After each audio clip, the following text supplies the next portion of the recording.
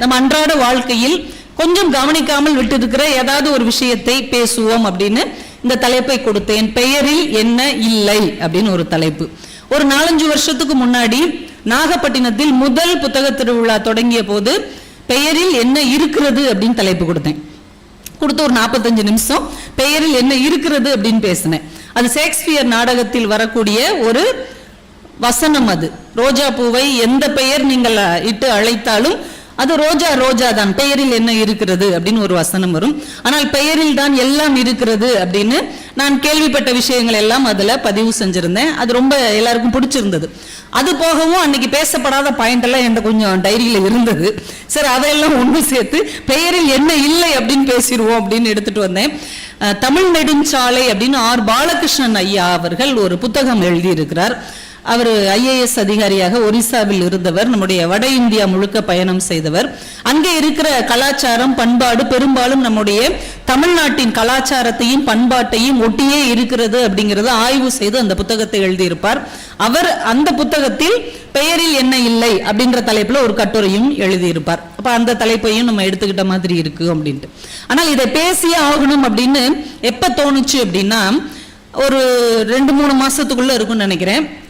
நம்ம செய்தித்தாள் படிப்போம் இல்லையா, அதுல ரொம்ப சாதாரணமா ஒரு இடத்துல ஒரு சின்ன ஓரத்துல ராமநாதபுரம் மாவட்டத்தில் மீனவர்கள் ஊமை கிளாத்தி மீனை பிடித்து கொண்டு வந்தார்கள் அப்படின்னு போட்டிருந்தாங்க. ஊமை கிளாத்தி மீன் பிடிபட்டது அப்படின்னு போட்டிருந்தாங்க. எனக்கு அந்த வார்த்தையை விட்டு வெளியில வரவே முடியல. ஊமை கிளாத்தி மீன், ஒரு மீன் பேசுமா பேசாதா அப்படிங்கிறத யார் கண்டுபிடிக்கிறது? அந்த மீன் ஊமை கிளாத்தி மீன் என்று அந்த மீனுக்கு பெயர் வைக்கப்பட்டிருப்பது அந்த மீனுக்கு தெரியுமா தெரியாதா? அப்படி கூப்பிட்டா அது என்னன்னு கேட்குமா?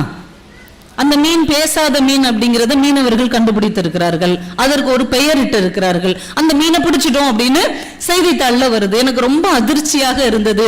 நமக்கு சம்பந்தமே இல்லாத ஒரு உயிரினத்தின் இயல்பை நாமே ஒரு பேர் வைத்து அழைக்கிறோமே, அந்த உயிரினத்துக்கு அந்த பேர் தெரியுமா தெரியாதானே நமக்கு தெரியாது. ஆனா நம்ம பெயரிட்டு அழைக்கிறோம்.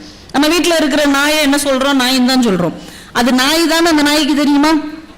அதுவே அந்த நாய்க்கு தெரியாது. ஆனா அந்த நாய்க்கு பேர் வேற வைக்கிறோம். டைகர்னு கூட்டா ஓடி வருது இல்லையா? முத்துலிங்கம் என்று கனடாவில் ஒரு அற்புதமான தமிழ் எழுத்தாளர் இருக்கிறார். அவர் ஒரு நாய் வளர்த்தார். அந்த நாய்க்கு பேரு துரி. அவங்க மகன் பேர் வச்சிருக்கிறார். துரி அப்படின்னா துரியோதனனுடைய பேரை சுருக்கி துரி அப்படின்னு பேர் வச்சிருக்கிறார். ஒரு நாள் அந்த நாய் அடிபட்டு இறந்து போனது. அந்த நாய் தன் தொடைப்பகுதியில் அடிபட்டு இறந்து போனது. துரியோதனன் எப்படி இறந்து போனாரு? தொடைப்பகுதியில் அடிபட்டு தான் பீமனால அவர் கொல்லப்படுவார்.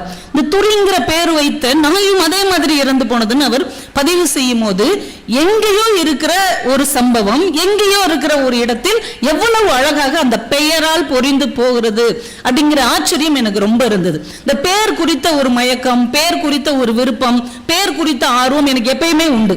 யார்கிட்ட கொஞ்ச நேரம் பேசிட்டு இருந்தாலே நான் டக்குனு உங்க பேர் என்ன அப்படின்னு கேட்பேன். ஏன்னா அந்த பேர் ஏதோ ஒரு விதத்தில் எனக்கு சம்பந்தம் இருப்பதாகவே தோன்றும். ஒருத்தவங்க கிட்ட அதிகமா நான் பேசுறேன் அப்படின்னாலே அந்த பேருக்கும் எனக்கும் ஏதோ ஒரு லிங்க் இருக்கு அப்படின்னு எனக்கு தோணிட்டே இருக்கும். ஒரு 4-5 வருஷத்துக்கு முன்னாடி நாங்க சாலமன் பாப்பையா ஐயா அவர்களோட சேலம் பக்கத்துல ஒரு பட்டிமன்றம் போயிருந்தோம். பட்டிமன்றம் முடிஞ்ச உடனே ஒரு சைவ உணவகம், நல்ல அருமையான ஒரு உணவகம், அங்க சாப்பிட்டுட்டு இருந்தோம். பெரியவங்களாம் அந்த பக்கம் உட்காந்துருந்தாங்க. நாங்க பேச்சாளர்கள் 4-5 பேர் பெண்கள்லாம் உட்காந்து சாப்பிட்டுட்டு இருந்தோம். அப்ப இந்த அடதோசைன்னு ஒண்ணு இருக்கும் இல்லையா, நம்ம பக்கத்துல அதுக்கு வடகரி கொடுப்பாங்க. எங்க ஊர்ல எல்லாம் தேங்காய் சட்னி தான் வச்சு சாப்பிடுவோம். ஆனா அவங்க என்ன பண்ணாங்க, ஒரு சின்ன வாழை இலையில வெண்ணெய் வச்சு கொடுத்தாங்க. அந்த வெண்ணெய் அவ்வளவு சுவையா இருந்தது. நான் அதை வேகமா எடுத்து சாப்பிட்டுட்டேன். கொஞ்ச நேரம் கழிச்சு மறுபடியும் அந்த அம்மா இன்னொரு உட்கா வந்து கொடுத்தாங்க. 3 தடவையும் வந்து எனக்கு கொடுத்தாங்க. அதை நான் என்னென்ன காலி பண்றேனோ அதெல்லாம் எனக்கு மட்டும் ஸ்பெஷலா கவனிச்சாங்க. நாங்க 4 பேர் இருக்கிறோம். உன்னை மட்டும் இந்த அம்மா ரொம்ப ஸ்பெஷலா கவனிக்கிறாங்க, உனக்கு வேண்டப்பட்டவங்களா அப்படின்னு என் கூட இருக்கிறவங்க என்னை கிண்டல் பண்ணிட்டே இருந்தாங்க.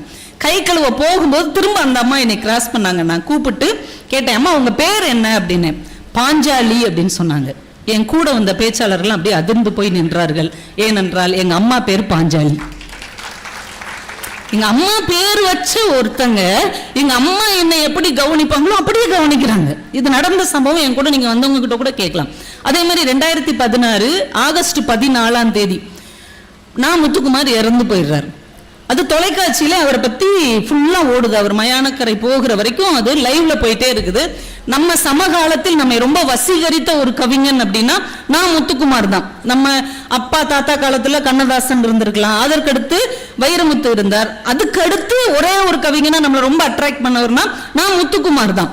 அதனால அது ஃபுல்லா நான் பார்த்துட்டு இருக்கேன். மறுநாள் தஞ்சாவூர்ல வாக்கர்ஸ் கிளப்ல சுகி சிவம் ஐயாவோட ஒரு பட்டிமன்றம் இருக்குது. சாயந்தரம் நைட்டு ஒரு 7-8 மணிக்கு காலையில நிகழ்ச்சிங்கிறதுனால பஸ் ஏறுறதுக்காக எஸ்சிடிசி பஸ் ராஜபாளையம் பஸ் ஸ்டாண்டுல ஏற போறேன். மறுநாள் காலையில பட்டிமன்றம், மத்தியானத்துக்கு மேல முடிச்சு திரும்ப வருவோம். அந்த கண்டக்டர்கிட்ட என் வீட்டுக்காரர் கேட்கிறார், இதே பஸ் நாளைக்கு திரும்ப எப்ப கிளம்பும், நீங்க வேணா ஒரு போன் அடிச்சுக்கோ, நீ அவருக்கு இதே பஸ்ல கூட நாளைக்கு ரிட்டர்ன் வந்துடலாம்ல, அவர்கிட்ட நம்பர் வாங்கிக்கோ அப்படிங்கிறார். உடனே சார் உங்க நம்பர் கொடுங்கன்னு வாங்கிட்டு, உங்க பேர் என்ன சாருங்கிற அந்த கண்டக்டர் முத்துக்குமார் அப்படின்றார். சத்தியமா நடந்தது, நான் மிகைப்படுத்தியே சொல்றேன். இது மாதிரி நம்ம வாழ்க்கையில் நம்மோடு தொடர்பு கொண்ட அல்லது நம்ம அந்த கோ இன்சிடென்ட்ஸ் இருக்குது இல்லையா, அது மாதிரி இந்த பெயர்கள் நம்ம ஏதோ ஒரு விதத்தில் சுற்றி கொண்டே இருக்கிறது. அந்த பெயர்ல உள்ள ஒரு ஆசை ஆர்வம் காரணமா எந்த புத்தகத்தை படித்தாலும் அதுல பெயர் குறித்து எது வந்தாலும் நான் தனியா எடுத்து எழுதிக்கிட்டே வந்தேன். பார்த்தா அது ரொம்ப நேரம் பேசுறதுக்கான நிறைய பாயிண்ட்டும் கிடைச்சது. அது ஒரு சிலது உங்களுக்கு பயனுள்ளதா இருக்கும், ஒரு சிலது ஒரு பொழுதுபோக்கா இருக்கும், ஒரு சிலது ஓ இப்படிதானா அப்படின்னு ஒரு தெரிஞ்சு கொள்ளுவதற்கான ஒரு வாய்ப்பாக இருக்கும் என்பதால் இந்த தலைப்பை நான் இன்றைக்கு எடுத்திருக்கிறேன். ஏன்னா உங்க ஒரு பிராண்ட்னா கூட அது ஒரு அட்ராக்டிவான பெயர் வைக்கணும். பார்த்திருக்கீங்களா? உங்க ஊருக்குள்ள நான் வந்த உடனே பார்த்த ஒரு கடை, நிறைய கடைகளை கடந்து வந்தேன், அந்த ஒரு கடை பேர் எனக்கு மனசுக்குள்ள பதிஞ்சிருச்சு, ரோஸ் மில்க் ராஜா. அடப்பாவிகளா, என்னையா சூப்பர் பேர் இல்ல, ரோஸ் மில்க் ராஜா. நல்லா இருந்தது, பரவாயில்லையே, ஒரு மாதிரி வித்தியாசமா இருக்கு. அந்த பேர் மட்டும் வரிசையா நிறைய கடை பார்த்துட்டே போனேன்.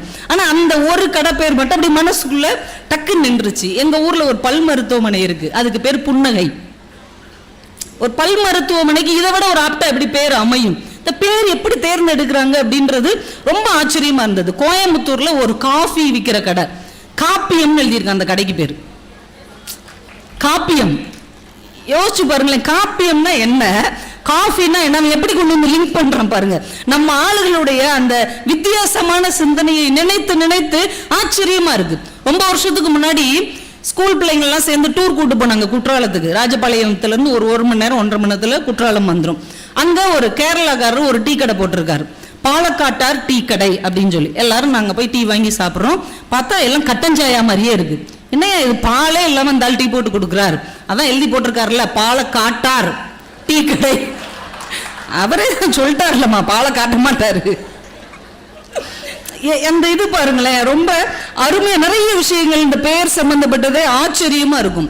நம்ம 1950களில் இந்தியா சுதந்திரத்துக்கு பிறகு நம்ம பெண்கள்லாம் நிறைய வெளிநாட்டு அழகு சாதன பொருட்களை பயன்படுத்தி இருந்துருக்காங்க. வெளிநாட்டில் உள்ள இந்த ரோஸ் பவுடர், லிப்ஸ்டிக், இதெல்லாம் நேரு ஜேஆர்டி டாட்டாவை கூப்பிட்டு சொல்லியிருக்கிறாரு, என்ன வெளிநாட்டு பொருட்களா நம்ம பெண்கள் பயன்படுத்துறாங்க, நீங்க ஏன் இதை உற்பத்தி பண்ணக்கூடாது, இங்க இருந்தே தயார் பண்ணக்கூடாதுன்னு டாட்டா அவர்கள்ட்ட நேரு கேட்ட உடனே கண்டிப்பா பண்ணிடுவோம் அப்படின்னு அழகு சாதன பொருட்கள் அவர் தயாரிக்கிறார்.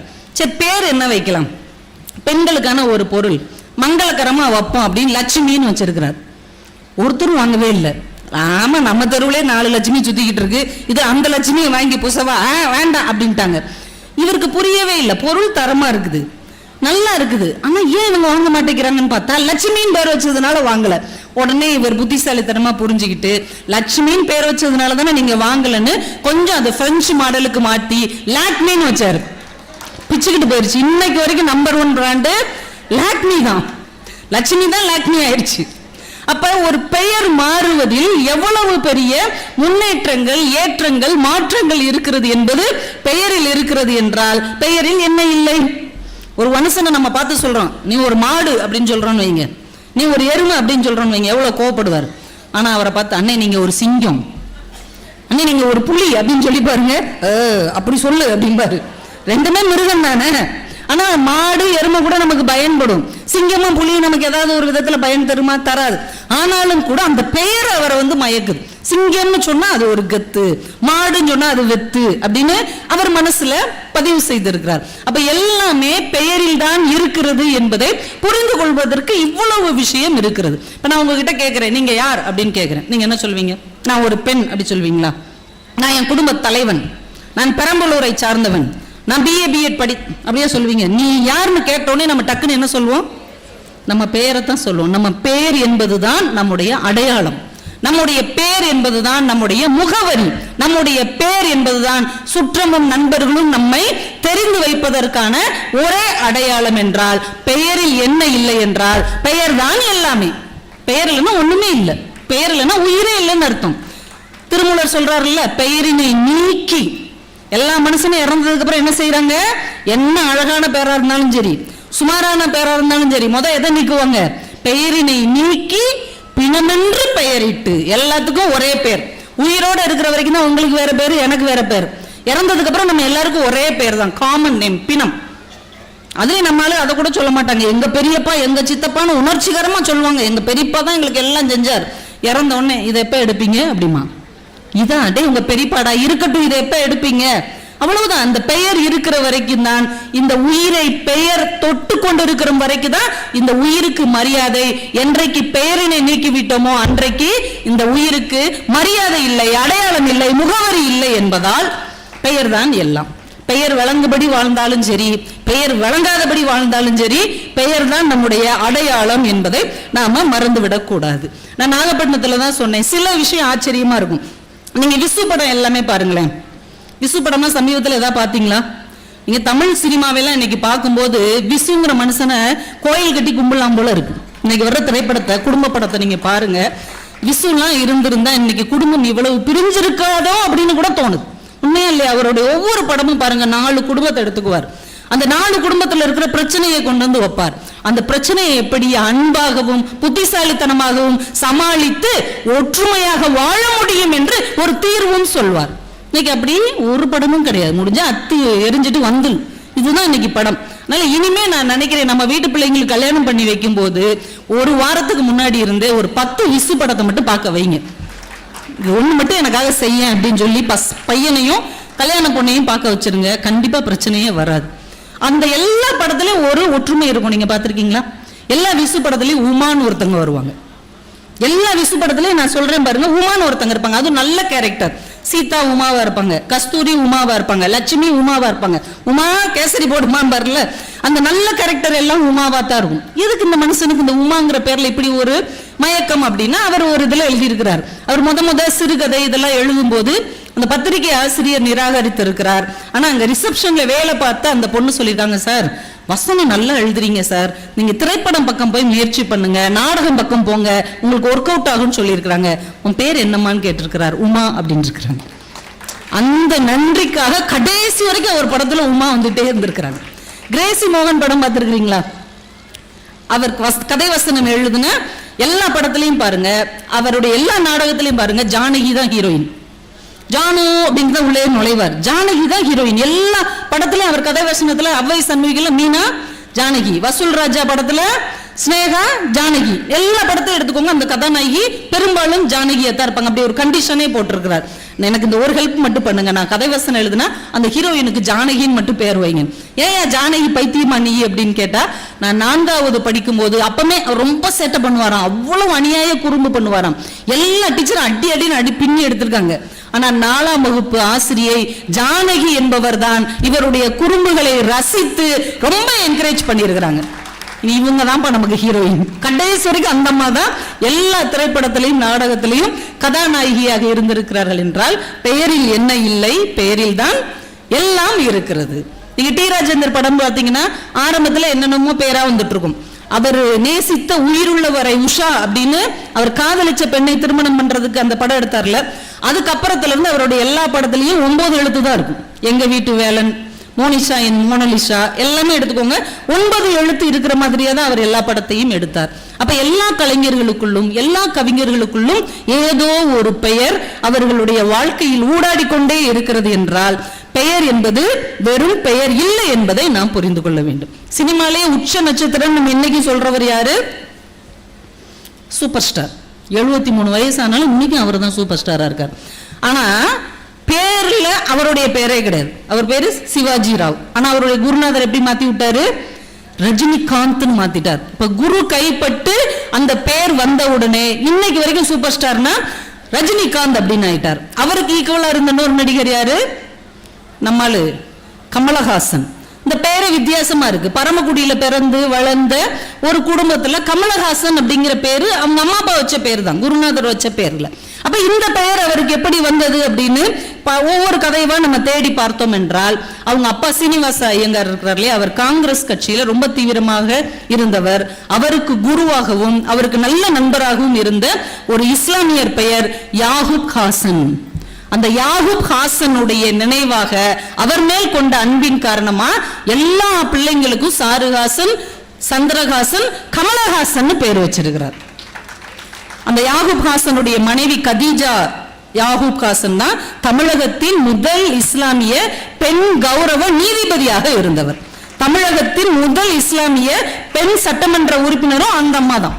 அவங்களுடைய கணவன் யாகூப் ஹாசனுடைய பெயர் தான் கமலஹாசன் குடும்பத்துக்கே சூட்டப்பட்டிருக்கிறது. என்றால் பெயரில் என்ன இருக்கிறது என்றால் பெயரில் நன்றி உணர்ச்சி இருக்கிறது, பெயரில் தான் நட்பு இருக்கிறது, பெயரில் தான் சமய ஒற்றுமை இருக்கிறது. ஒரு ஐயங்கார் குடும்பத்தின் பெயர் இஸ்லாமிய குடும்பத்திலிருந்து வந்திருக்கிறது என்றால் இந்த மண் எப்படிப்பட்ட மண் என்பதை நாம புரிந்து கொள்ள வேண்டும். எங்களுடைய ஐயா சாலமன் பாப்பையா அவங்க எல்லாருக்கும் தெரியும். அவர் கிறிஸ்தவ சமயத்தை சார்ந்தவர் பிறப்பால். அவருடைய மகன் பேரு தியாகமூர்த்தி. இது நான் நிறைய மேடைகள்ல சொல்லியிருக்கேன், அடுத்த தலைமுறைக்கு தெரியணுங்கிறதுக்காக. நாங்க அவர்கிட்ட கேட்டோம், ஐயா தியாகமூர்த்தின்ற பேர் கொஞ்சம் வித்தியாசமா இருக்குது, நீங்க ஏன் இந்த பேரை உங்க மகனுக்கு வச்சீங்க? அவர் சொன்னார், அவர் வறுமையில வாடின குடும்பத்திலிருந்து வந்தவர். அவர் கல்லூரி படிக்கும் போது ஃபீஸ் கட்டுறதுக்கு அவ்வளோ கஷ்டப்பட்டிருக்கிறார். அந்த நேரத்தில் அவருடைய 2 நண்பர்கள் தான் பணம் கட்டியிருக்கிறாங்க. ஒருத்தர் பேர் தியாகராஜன், ஒருத்தர் பேர் ராமமூர்த்தி. 2 பேரையும் விட்டுறக்கூடாதுன்னு தியாக மூர்த்தின்னு 2 பேர் பேரில் இருந்தும் எடுத்து தன்னுடைய மகனுக்கு பெயராக வைத்திருக்கிறார். அந்த தியாகராஜன் இறந்து போயிட்டார். ராமமூர்த்தி ஐயா இன்னைக்கும் ஐயாவுக்கு ஃப்ரெண்டா இருக்கிறார். ஐயாவை நீ வா போ என்று சொல்லக்கூடிய ஒரே மனிதர் அவர் பக்கத்தில் இருக்கிற அவருடைய கல்லூரி நண்பர் இன்னைக்கும் அவர் கூட இருக்கிறார். ஐயாவுடைய மனைவி தவறி போன போது ஐயா அந்த பெட்டியை எடுத்துக்கொண்டு போகிறார்கள். ஐயா அப்படியே குலுங்கி அழுகிறார். இந்த நேரத்தில் யார் நம்ம ஆறுதல் சொல்ல முடியும்? நாங்களும் அப்படியே கண் கலங்கி நிற்கிறோம். ஆனால் கல்லூரி நண்பனான ராமமூர்த்தி ஐயா தான் அவர் கையை இறுக பற்றி கொண்டு இருப்பா இருப்பா இருப்பா அப்படின்னு சொன்னார். இந்த நட்பு கடைசி வரைக்கும் வருவதுலாம் ஒரு பெரிய வரங்க. அப்படி ஒரு வரம் அவருக்கு கிடைத்தது என்றால் அந்த கல்லூரி கால நட்பை மறக்காமல் தன் பிள்ளைக்கு அந்த பெயரை வைத்தார். பாத்தீங்களா, பெயரில் தான் எல்லாம் இருக்கிறது, பெயரில் இல்லாதது எதுவுமே கிடையாது. முன்னாடி எல்லாம் பாருங்களேன், நம்ம குடும்பத்தின் பேரை வச்சே நம்ம எந்த குடும்பம்னு சொல்லிடலாம். ஏன்னா தாத்தா பேரு பேரனுக்கு வரும், அந்த பேரன் பேரு அடுத்தவருக்கு வரும். அப்படியே அந்த ஒரு பேரை வச்சு அந்த குடும்பமே ரொட்டேஷன்ல ஓடிட்டே இருக்கும். அப்புறம் பாத்தீங்கன்னா அவங்களுக்கு பிடிச்ச குலதெய்வ பேர் வைக்க ஆரம்பிச்சாங்க. அப்புறம் பார்த்தா தலைவர்கள் பேரெல்லாம் வைக்க ஆரம்பிச்சாங்க. கம்யூனிஸ்ட் சிந்தனை வந்தோடனே லெனின், பிடல் காஸ்ட்ரோ, சேகுவேரா அந்த மாதிரி பேரெல்லாம் வர ஆரம்பிச்சது. அப்புறம் சமஸ்கிருத பேரு நிறைய பேரு நல்லா ஸ்டைலா இருக்கு அப்படின்னு வைக்க ஆரம்பிச்சோம். இன்னைக்கு பேரு நியூமராலஜி காரர் என்ன சொல்றாரோ அதான் நம்ம பிள்ளைக்கு பேர். என்னன்னு ஆரம்பிச்சு ஹெச்ல முடிங்க அப்படின்னா என்ன தேவை ஒரு பேரை வச்சிடுறாங்க. இல்ல வச்ச பேரை அவர்கிட்ட போய் கேட்டு மாத்திக்கிறாங்க. என்னுடைய சொந்தக்காரர் ஒருத்தருக்கு ராம் அப்படின்னு பேர், RAM அப்படிதான் எழுதுவார். அவர் போய் நியூமராலஜிக்காரரை பார்த்திருக்காரு, இது எனக்கு சரியாவே இல்லை, என்ன பண்ண அப்படின்னு. ஒன்னும் கவலைப்படாதீங்க, 4 R போடுங்க, 3 A போடுங்க, 3 M போடுங்க, 9 எழுத்து, உங்க வாழ்க்கையே அமோகமா இருக்கும். அவர் ராம் ராம்னு இன்னைக்கு சொல்லிட்டு தெரியுறார். உங்க பேர் என்ன அப்படின்னா ராம் அப்படிங்கிறார். இப்ப பேர் என்பது எவ்வளவு பெரிய சென்டிமெண்டான ஒரு விஷயமாக நமக்குள்ள இருக்கிறது என்பதை நாம யோசித்து பார்க்க வேண்டும். நிறைய விஷயம் இருக்கு. பாலகிருஷ்ணன் அவர்கள் தான் எழுதினார். அங்க அவர் வடநாட்டு பக்கம் இருந்த போது பழங்குடி மக்கள்லாம் தங்கள் பிள்ளைகளுக்கு பேர் வைக்கிறதுக்கு யோசிக்கவே மாட்டாங்களாம். திங்கக்கிழமை பிறந்த அந்த பிள்ளை பேரு திங்கள், செவ்வாய்க்கிழமை பிறந்த செவ்வா. எவ்வளவு ஈஸி பாருங்க, ரிஸ்கே கிடையாது. அது என்ன கிழமை? காலண்டர் கிளீடா, ஞாயிறா, உன் பேர் இன்னைக்கு ஞாயிறு, அவ்வளவுதான். அப்படி பேர் வச்சிருந்திருக்காங்க பழங்குடி மக்கள் பேர். இப்படி பேர் நம்ம ஏரியாலே வைக்கிறாங்க. என் கூட நாலாப்புல ஒருத்தன் படிச்சா, அவன் பேர் வெள்ளியன்னு பேர். இப்படி பேருக்கு எங்கேயா கேள்விப்பட்டிருக்கீங்களா? எங்களுக்கே புதுசா இருந்தது. அதுக்கப்புறம் அந்த பேரை நான் கேள்விப்பட்டதே இல்லை. அவன்கிட்டயே கேட்டோம், உனக்கு ஏன்டா வெள்ளியன்னு பேர் வச்சாங்க? நான் வெள்ளிக்கிழமை பிறந்தேனா, அதனால எனக்கு வெள்ளியன்னு பேர் வச்சுட்டாங்க அப்படின்னா. நாங்க சொன்னோம், நல்ல வேளை நீ சனிக்கிழமை பிறக்கல, பிறந்த உன் நிலைமை என்ன கதிக்கு ஆளாயிருக்கும். அதே மாதிரி நம்ம ஊர்ல நிறைய பெண் குழந்தைகள் பிறந்தால் போதும் பொண்ணுன்னு வைப்பாங்க. மதுரை பக்கம், இங்க உண்டான்னு தெரியல, போதும் பொண்ணு, வேண்டாம் பொண்ணு, வேம்பு, இப்படி எல்லாம் வைப்பாங்க. பாலகிருஷ்ணன் ஐயா பதிவு செய்கிறார், நம்முடைய தமிழ்நாட்டில் மட்டும் 8000 போதும் பொண்ணு இருக்கிறாங்க. அபிஷியல் 8000 பிள்ளைகளுக்கு போதும் பொண்ணுன்னு பேர் வச்சிருக்காங்க. இங்கதான் திருவள்ளூர் மாவட்டத்துல வேண்டாம்னே ஒரு பிள்ளைக்கு பேரை வச்சிருக்காங்க. அந்த பிள்ளை நல்லா படிச்சு ஜப்பான் கம்பெனியில வேலையை வாங்கி இப்ப அந்த வேலையே வேண்டாம்னு சொல்லிட்டு அந்த பிள்ளை சென்னையில வேலை பார்த்துட்டு இருக்கு. வேண்டாம்னு யாராவது பிள்ளைங்களுக்கு பேர் வைப்பாங்களாங்க? இப்ப பேரில் என்ன இல்லை என்றால் பேரில் தான் நம்முடைய சுயம் இருக்கிறது, பேரில் தான் நம்முடைய கௌரவம் இருக்கிறது, பேரு தான் எல்லாமே அப்படிங்கறத நம்ம புரிஞ்சுக்கணும். இடையில இந்த வாசிப்பு பழக்கம் நல்லா வர ஆரம்பிச்ச உடனே நிறைய புத்தகங்கள் வாசிக்கிறவங்க பிள்ளைகளுக்கு என்ன பேர் வச்சாங்க தெரியுமா? அரவிந்தன்னு பேர் வச்சாங்க, பூரணின்னு பேர் வச்சாங்க. பார்த்தசாரதி எழுதின புத்தகத்துல உள்ள கதாநாயகன் கதாநாயகி. தமிழ் ரோஜா அப்படின்னு வைரமுத்துவுடைய தண்ணீர் தேசத்தை பார்த்தெல்லாம் பேர் வைத்தார்கள். எங்க வீட்லயே ஒரு தமிழ் ரோஜா இருக்குது, அதை பார்த்துதான் நாங்க பேர் வைத்தோம். அப்ப ஒரு கதையில் வருகிற நாயகன் நாயகியை நம் குடும்பத்தில் ஒருவராக பார்க்க முடியும் என்று நிரூபித்ததற்கு பெயர் என்றுதான் பெயர். அந்த அந்த எழுத்தாளரை நம்ம நேசிக்கிறோம் என்பதை நம்ம எப்படி அடையாளம் காட்டணும்? அவர் கதையில வர்ற நாயகன் நாயகியை நாம நம்முடைய பிள்ளைகளுக்கு பேர் வைப்பதன் மூலமாக மோகமுள்ள வருகிற பாபுங்கிற பேர், யமுனாங்கிற பேரெல்லாம் நிறைய அந்த நேரத்தில் பிள்ளைகளுக்கு வைக்கப்பட்டது என்றால் நந்தினி, பொன்னியின் செல்வன் பார்த்துட்டு நந்தினி, வந்தியத்தேவன், அருள்மொழி அப்படிங்கிற பேர் எல்லாமே அந்த பொன்னியின் செல்வன் படிக்க ஆரம்பிச்சதுக்கு அப்புறம் வைத்த பெயர்கள். நிறைய தமிழ் பெயர்கள் திராவிட கழகம் வந்ததுக்கு அப்புறம் எல்லா பேரையும் அழிடா கோட்டை முதல்ல இருந்து போடுன்னு எல்லாமே தமிழ் பெயராக வைக்க ஆரம்பித்தது ஒரு காலம். திரும்ப அப்படியே எல்லாமே மாறி இப்ப மறுபடியும் தமிழில் பேர் வைக்கிற ஒரு அழகான பழக்கம் வந்திருக்கிறது. இன்னைக்கு யார்கிட்ட கேட்டாலும் அதிகுணன் அப்படின்னு பேர் வச்சிருக்காங்க, யாழினின்னு பேர் வைக்கிறாங்க, மகிழ்மித்திரன் பேர் வைக்கிறாங்க. பேருங்கிறது எவ்வளவு பெரிய அடையாளம். கீழடியில உடைஞ்ச அந்த பானை ஒண்ணு எடுத்து வச்சிருக்கிறாங்க. அந்த பானையில் ஒரு பெண் தன்னுடைய பெயரை கோதை என்று எழுதியிருக்கிறார். பேரில் என்ன இல்லை? 3000 வருஷத்துக்கு முன்னாடி வச்ச பேரு இன்னைக்கும் வைக்கிறோமா இல்லை? இன்னைக்கும் கோதை இருக்கிறாள், இன்னைக்கும் பூங்கோதை நம்மோடு வாழ்ந்து கொண்டிருக்கிறாள் என்றால் எத்தனை 1000 ஆண்டு கடந்தாலும் எங்கள் தமிழர்களுடைய வேறு அழியாமல் தொடர்ச்சியாக வரும் என்பதற்கு இந்த பேர் தானங்க அடையாளம். கண்ணகி பேருக்கு அர்த்தம் இருக்கு, கண்களால் சிரிப்பவள் அப்படின்னு அர்த்தமா கண்ணகி. ஆனா அந்த பிள்ளை சிரிக்க விட்டாரா கோவலை? பேர் என்னதான் வச்சாலும் நம்ம தலையில விதின்னு ஒண்ணு இருக்கும் பாருங்க, அவளை சிரிக்கவே விடல, ஆனா அவள் கண்களால் சிரிப்பவள் அப்படின்னு அர்த்தமா. மாதவி அப்படிங்கிற பேருக்கு மிகப்பெரிய தவம் செய்து பிறந்தவள் அப்படின்னு பேர் மாதவி. ஒவ்வொரு பேருக்கு பின்னாலும் ஒரு அர்த்தம் இருக்கிறது, அடையாளம் இருக்கிறது, ஒரு அழகான சுவாரஸ்யம் இருக்கிறது. நம்ம எல்லாம் யங்ஸ்டரா இருக்கும்போது முத புத்தகம் எப்ப படிக்க ஆரம்பிச்சோம்? எடுத்த உடனே நம்ம ஜெயகாந்தனுக்கோ பார்த்தசாரதிக்கோ அசோகமித்திரனையோ நாஞ்சில் ஐயாவோ நம்ம படிக்கல. முத நம்ம படிக்க ஆரம்பிச்சது என்ன? பாக்கெட் நாவல் தான் படிக்க ஆரம்பிச்சோம். நாவல் அதுதான் நம்மளை எழுத்தின் பக்கம் வசீகரித்தது. அப்ப ராஜேஷ்குமார் நாவல் படிச்சோம், பட்டுக்கோட்டை பிரபாகர் நாவல் படிச்சோம், எழுத்தாளர் சுபா நாவல்லாம் படிச்சோம். அதுக்கப்புறம் தான் அதை கடந்து இன்னும் ஆழமான எழுத்து இருக்கிறதுன்னு நம்ம அடுத்த இதுக்கு வந்தோம். அதுல ராஜேஷ்குமார் நாவல் எனக்கு தெரிஞ்சு வாசிக்கிற பழக்கம் உள்ளவங்க ஒரு 100 நாவலாவது குறைஞ்சபட்சம் படிச்சிருப்பீங்க. படிச்சவங்க வந்தா கை தட்டலாம். ராஜேஷ்குமாருடைய நாவல்னா அப்படி எடுத்துட்டு போனா அப்படி பஸ்ல போகும்போதே படிச்சுட்டு பக்கத்துல உள்ளவர்கிட்ட நீங்க படிங்க அப்படின்னு கொடுத்துட்டு போயிடலாம். ஏன்னா அதை மனப்பாடம் பண்ணணும்னு அவசியம் கிடையாது. ஆனா அந்த 1 மணி நேரத்துக்கு அது ஒரு சுவாரஸ்யமா இருக்கும், பொழுது போக்குவதற்கு ஒரு நல்ல நண்பனா அது இருக்கும். ராஜேஷ்குமார்ட்ட தான் கேட்டிருக்காங்க, அவருடைய ஹீரோ பேர் என்ன?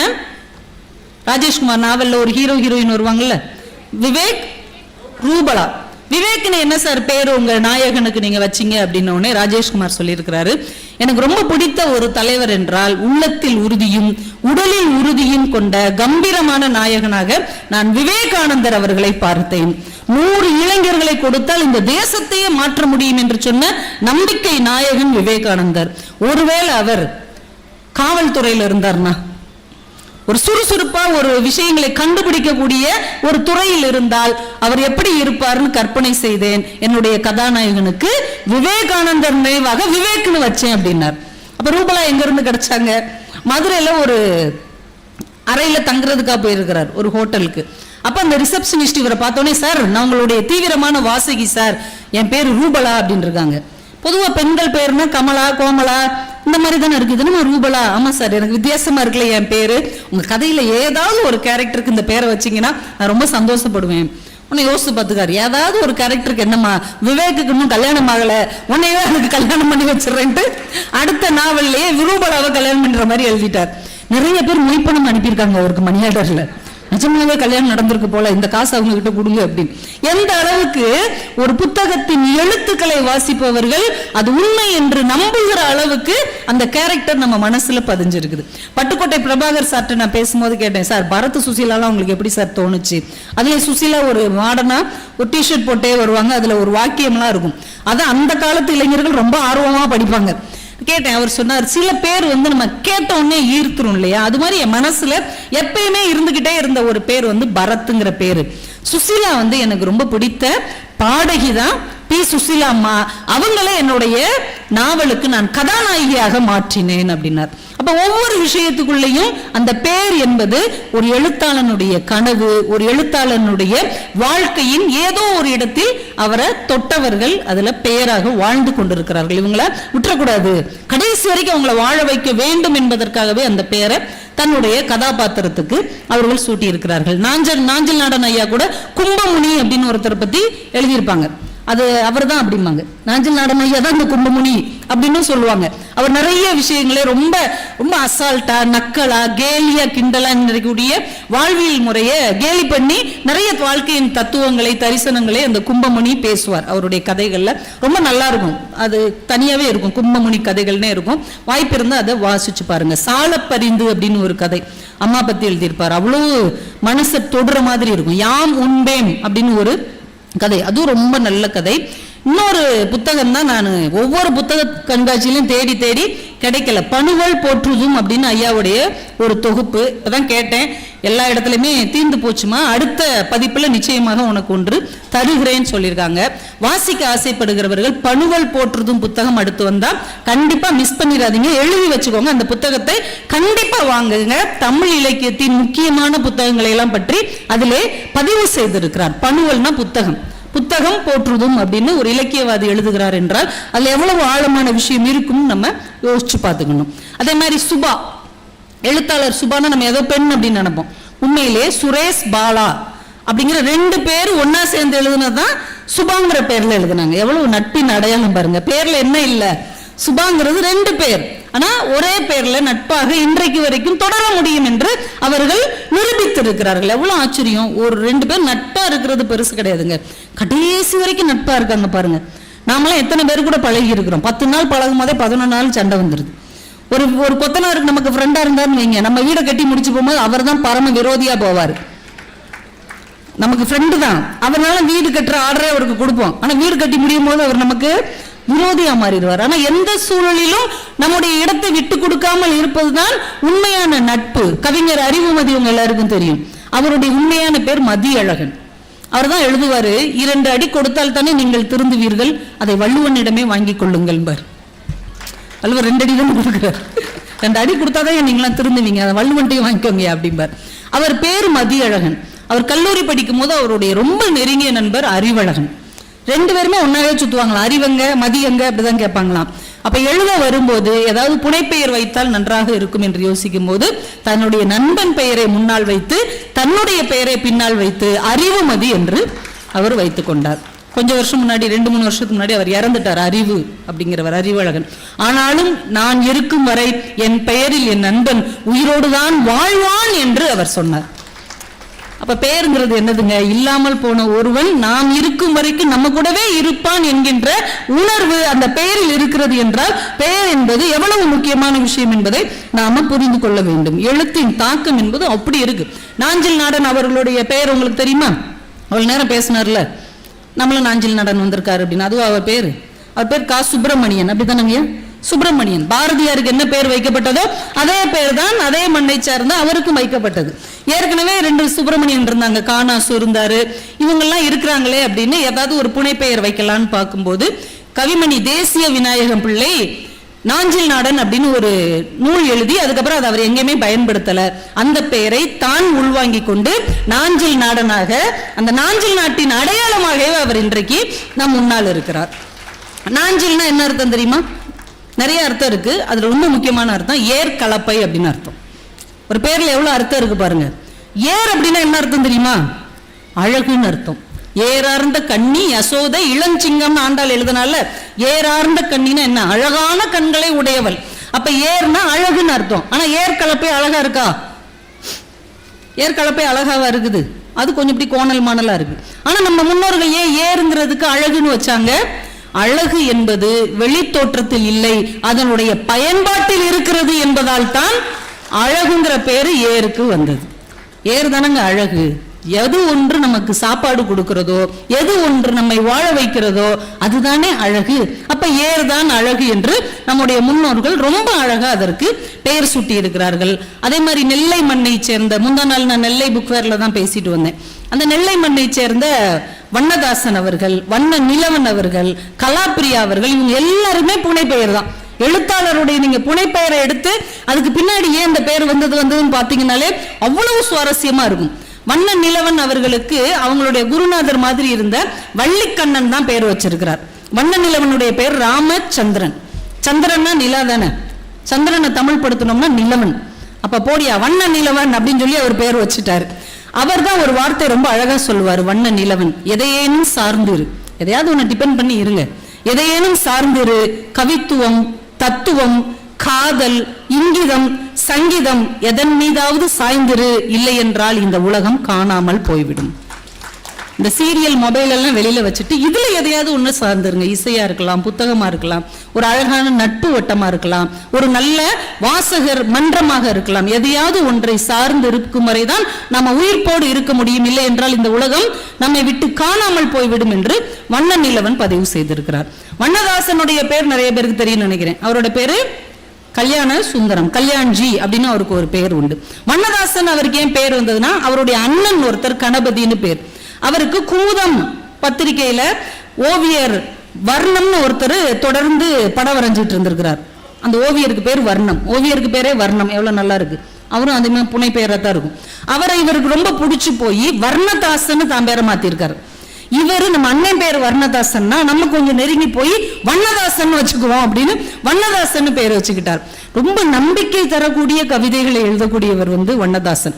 அவர் ஒரு குட்டி கவிதை எழுதியிருக்கிறாரு. நம்ம வாழ்க்கையில சில நேரம் நினைப்போம், நம்மளும் தான் ஹார்ட் ஒர்க் பண்றோம், நம்மளும் தான் முயற்சி செய்யறோம், இவங்க இவ்வளவு வேகமா முன்னேறிடுறாங்க, நம்ம கீழ்ப்படியிலேயே இருக்கிறோமே அப்படின்னு ஒரு வருத்தம் இருக்கும்ல. அதுக்கு அவர் ஒரு அழகா ஒரு தீர்ப்பு சொல்றாரு, ஒரு தீர்வு சொல்றாரு. அவர்கள் ஓடி கடக்கிறார்கள், நாம் நடந்து கடக்கிறோம், அவ்வளவுதான். அவங்க வேமா நம்ம எல்லை அதுதான் வைங்களேன். பிறப்புக்கும் இறப்புக்குமான ஒரு ஓட்டப்பந்தயம் தான் அந்த வாழ்க்கை. அவங்க வேகமா ஓடுறாங்க, நம்ம மெதுவா ஓடுவோம். இப்ப என்ன குறைஞ்சு போச்சு? அவங்க 10வது படிக்க போறாங்க, நம்ம 2வது படிக்க போவோம். என்னைக்காவது ஒரு நாள் 10வது படிக்க போகத்தானே போகிறோம். இந்த நம்பிக்கை நமக்குள் ரொம்ப எளிமையான இதமான ஒரு மயிலிறகு மாதிரியான வார்த்தைகளால் பதிவு செய்பவர் நம்முடைய அன்பிற்கினிய வண்ணதாசன் அவர்கள். இப்படி எல்லாத்துலயும் ஒரு பேர் இருக்கிறது. நீங்க திருக்குறள்ல ஒரு அழகான வார்த்தையை வள்ளுவர் பயன்படுத்தி இருப்பார். இப்ப கெட்டவர் அப்படிங்கிறதுக்கு எதிர்ச்சொல் என்ன? கெட்டவருக்கு எதிர்ச்சொல் நல்லவர். தீயவருக்கு எதிர்ச்சொல் அதுவும் நல்லவர் தான். அப்படியா? கெட்டவருக்கு எதிர்ச்சொல் நல்லவர். அப்ப தீயவருக்கு எதிர்ச்சொல் வள்ளுவர் பயன்படுத்துகிறார், நீரவர் அப்படின்னு ஒரு பெயர் பயன்படுத்துறார். நீர் அவர், இவர் தீ அவர், இவர் நீர் அவர்.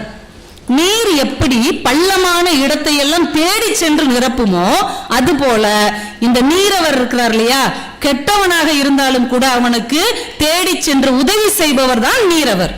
நல்லவர் நல்லது செய்வார், நீரவர் கெட்டவர்களுக்கும் நல்லது செய்வார், அவர் தான் நீரவர். நீரை போன்றவர், கெட்டவன் தீயை போன்றவன்னா நல்லவர் நீரை போன்றவர். என்ன அழகான வார்த்தையை வள்ளுவர் பதிவு செய்திருக்கிறார் என்றால், அவ்வளவு விஷயங்கள் நமக்கு ஒவ்வொரு விஷயமா நமக்கு கொண்டு வந்து கொடுத்து கொண்டே இருக்கிறார்கள். நீங்க ஹைக்கூ கவிதையை நமக்கு ரொம்ப அறிமுகம் செய்த ஜப்பானிய கவிஞர் அப்படின்னா யாரு? பாஷோ.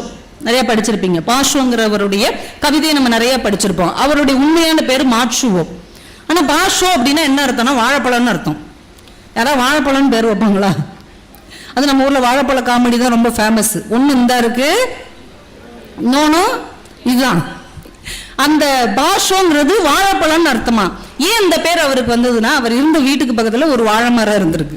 அதனால அந்த கவிஞருக்கு பேரே பாஷோ, வாழைப்பழம்னே பெயர் வச்சுட்டாங்க. அவர் தான் இந்த வறுமையை எவ்வளவு எளிதாக கடந்து போக முடியும் என்கின்ற ஒரு அழகான ஹைக்கூவை நமக்கு கற்றுக் கொடுத்தவர். இந்த அழகிய கிண்ணத்தில் பூக்களை அடுக்கி வைப்போம், அரிசி தான் இல்லையே. அரிசி எடுக்கிற பாத்திரம் அது, அரிசி வீட்டுல இல்ல, அதுக்கு என்ன செய்ய முடியும்? பூக்களை அடுக்கி வைப்போமே. பொண்ணு வைக்கிற இடத்துல பூ வைக்கிறதுன்னு சொல்லுவாங்க இல்லையா. ஒன்று வீட்டில் இல்லாவிட்டாலும் வேறொன்றை கொண்டு அந்த வறுமையை நிரப்ப முடியும் என்றால் எழுத்தால் தான் அதை நிரப்ப முடியும் என்று எல்லா பெரியவர்களும் நமக்கு கற்றுக் கொடுத்திருக்கிறார்கள். அதே மாதிரி ஊடகம் எடுத்துக்கோங்களேன்.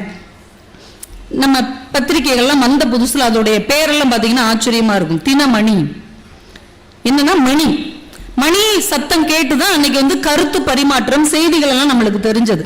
அங்க திருமலை நாயக்கர் வந்து மதுரையில ஆண்டாள் கோவில்ல மணி அடிச்சத ஒவ்வொரு மண்டபமா மணி அடிப்பாங்க. அங்க பூஜை நடந்துருச்சுன்னா அந்த சத்தத்தை கேட்டு சாப்பிட போவாராம். இந்த பக்கம் வீரபாண்டிய கட்டபொம்மன் திருச்செந்தூர்ல அந்த முரசு சத்தம் கேட்குமா, அது ஒவ்வொரு கல் மண்டபத்திலையும் முரசு அடிப்பாங்க, அதுக்கப்புறம் தான் அவர் சாப்பிடுவார் அப்படின்னு ஒரு செய்தி இருக்கிறது. அப்ப இந்த மணி தின முரசுல என்ன அர்த்தம்னா, ஒரு செய்திகளை வேகமா கொண்டு போய் சேர்ப்பதற்கு என்ன பெயர் வைக்க வேண்டும் என்றால் இந்த பெயர் வச்சா கரெக்டா இருக்கும். தினமணி, தினமுரசு, தினத்தந்தி.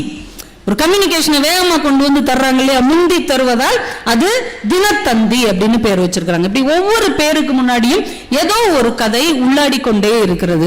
அதுல இந்த முரசுன்னு எனக்கு ஒரு கதை ஞாபகம் வருது. எங்க குற்றாலம்லாம் தாண்டி பாபநாசம்லாம் வந்திருக்கிறீங்களா? பாவத்தை தொலைக்கிற இடம் பாபநாசம். அந்த ஏரியால அடுக்குப்பாறைன்னு ஒரு இடம் இருக்கும். அது மாதிரி முண்டந்துறைன்னு ஒண்ணு இருக்கும், புலிகள் காப்பகம் இருக்குது. என்னடா இப்படி எல்லாம் வித்தியாசமா பேர் இருக்குன்னு ஏதோ ஒரு புத்தகத்துல தற்செயலா நான் படிச்சது ஞாபகம் வருது. அப்ப வந்து இஸ்லாமியர், தெலுங்கு எல்லாருடைய படையெடுப்பும் வரும்போது பாண்டிய மன்னர்களுடைய வலுவும் பலமும் குறைஞ்சுக்கிட்டே வருது. அப்ப கடைசியா மிஞ்சி இருந்த பாண்டியர்கள் என்ன பண்ணிட்டாங்க, இந்த பக்கம் வந்துட்டாங்க. மதுரையிலிருந்து தென்காசி குற்றாலம் அந்த பக்கத்துல மலைகளுக்கு மேல கோட்டையை கட்டி தன் குடும்பத்தை எப்படியே பாதுகாத்து வாழ்ந்துட்டு இருக்கிறாங்க. அதுல ஸ்ரீ வல்லபாண்டியன் அப்படிங்கிறவர் தன் குடும்பத்தோடு அங்க இருக்கிறாரு. எதிரிகளுடைய நடமாட்டத்தை தெரிந்து கொள்வதற்காக அங்கங்க முரசு வச்சிருக்கிறார்.